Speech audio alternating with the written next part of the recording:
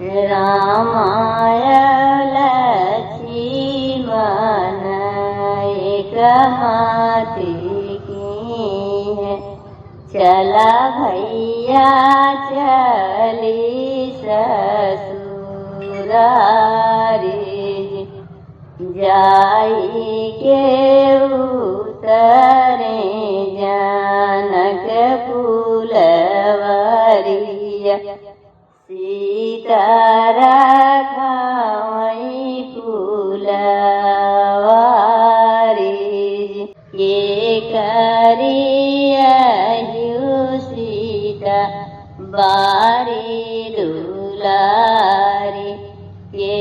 करि रखायु फूलवारी,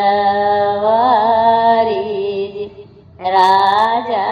जनक जी कई बारी दुलारी, रेखी कई रखावं फूलवारी, जऊ तुम आहियु सीता जनका दुलारी, बैठौ न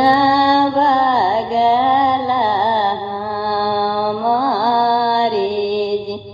कैसे क्या बैठौ प्रभु